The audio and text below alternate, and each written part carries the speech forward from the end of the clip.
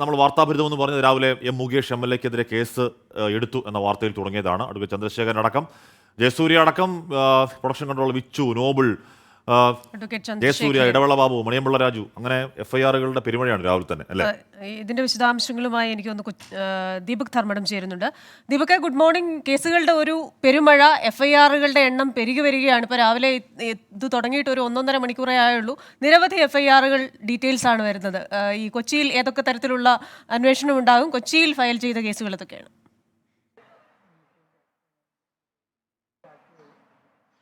ഇതിനകം തന്നെ 6 FIR-കൾ എറണാകുളത്ത് മാത്രം രജിസ്റ്റർ ചെയ്തു. അതായത് കൊച്ചി സിറ്റിയിൽ 5 FIR-ഉം അതുപോലെ റൂറലിൽ, എറണാകുളം റൂറലിൽ 1 FIR-ഉമായി 6 FIR-കൾ. ഇതിൽ 5 FIR സിറ്റിയിൽ രജിസ്റ്റർ ചെയ്തതും മിനു മുനീറയുടെ ആ പരാതിയിലാണ്.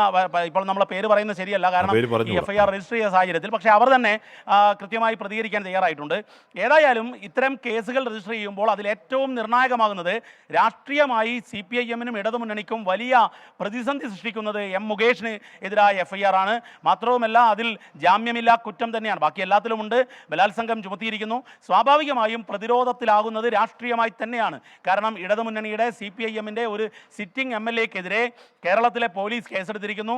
മാത്രവുമല്ല ഈ കേസുകളിൽ, അതായത് രഞ്ജിത്തിൻ്റെ കേസ് എടുത്തത് മുതൽ ഇങ്ങോട്ട് നോക്കുമ്പോൾ രാഷ്ട്രീയമായി CPIM പ്രതിരോധത്തിലാകുന്നു എന്നുള്ളത് വസ്തുതയാണ്. പക്ഷേ എന്നാൽ CPIM ഇതിനെ രാഷ്ട്രീയമായി തന്നെ നേരിടുമെന്നുള്ളതാണ് ലഭിക്കുന്ന സൂചന. കാരണം UDF-ന്റെ 2 MLA-മാർക്കെതിരെ കേസുണ്ട്, അവർ രാജിവെച്ചിട്ടില്ല എന്നൊക്കെ പറഞ്ഞു നിൽക്കാൻ വേണ്ടിയുള്ള ശ്രമങ്ങൾ നടക്കും. വസ്തുതകൾ അങ്ങനെയുണ്ട് എന്നുള്ളതിരിക്കെ. പക്ഷേ എന്നാലും ഇത് സർക്കാരിനെ സംബന്ധിച്ചിടത്തോളം FIR-കൾ ഇങ്ങനെ എണ്ണം കൂടുമ്പോൾ ഈ കേരളത്തിലെ സ്ത്രീ സുരക്ഷ എന്നത് എവിടെയായിരുന്നു എന്നുള്ള ചോദ്യം സ്വാഭാവികമായും ഉയരും. അതായിരിക്കും പ്രതിപക്ഷം ഉയർത്തുക, BJP ഉയർത്തുക.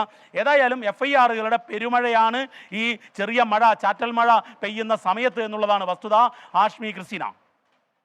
ഓക്കെ, ദീപക് ധർമ്മടമാണ് കൊച്ചിയിലെ 5 FIR-കൾ, മൊത്തം 6 FIR-കളുടെ അടക്കം വിവരങ്ങൾ നൽകിയത്. എന്തായാലും ഇതിൽ ഏറ്റവും പ്രധാനം, ഇപ്പോൾ സിദ്ദീഖ് ആവട്ടെ, ജയസൂര്യ ആവട്ടെ, ബാക്കി നോബിൾ ആവട്ടെ, ഇടവേള ബാബു, മണിയമ്പിള്ള രാജു ഒക്കെ ആവട്ടെ, അവർ സിനിമാ മേഖലയിൽ നിൽക്കുന്നവരാണ്. പക്ഷേ ഒരു ജനപ്രതിനിധി എന്നുള്ള നിലയ്ക്ക് എം മുകേഷിനെതിരായി ചുമത്തപ്പെട്ടിരിക്കുന്ന ബലാത്സംഗ കേസ് അടക്കമാണ് ഏറ്റവും ഗുരുതരമാവുന്നത്. അപ്പോൾ MLA സ്ഥാനം രാജിവെക്കാതെ പ്രതിരോധം ചമയ്ക്കാൻ, നേരത്തെ ദീപക് ധർമ്മടം പറഞ്ഞതുപോലെയുള്ള രാഷ്ട്രീയ പ്രതിരോധമൊക്കെ ചമയ്ക്കാൻ CPM-ന് കഴിയുമോ എന്നത് സവിശേഷമായ രാഷ്ട്രീയ ചോദ്യം കൂടിയാണ്. ആ ചോദ്യത്തിന് CPM-ന്റെ അടക്കം മറുപടി, LDF-ന്റെ അടക്കം മറുപടി എങ്ങനെയാണെന്ന് കാത്തിരുന്നതാണ്. പ്രത്യേകിച്ച് അനിരാജ അടക്കം, ES ബിജിമോൾ അടക്കം, പ്രകാശ് ബാബു അടക്കം CPI-യുടെ നേതാക്കളൊക്കെയും ഏതെങ്കിലും തരത്തിൽ കൺഫ്യൂഷൻ അടിസ്ഥാനമില്ലാത്തവണ്ണം M മുകേഷ് MLA സ്ഥാനം രാജിവെക്കണം, ഒഴിയണം എന്ന് കൃത്യമായി പറയുന്ന സാഹചര്യത്തിൽ അതിന് മറുപടി പറയാതെ പോകാതിരിക്കാൻ CPM-ന് കഴിയാത്ത സാഹചര്യമുണ്ട്.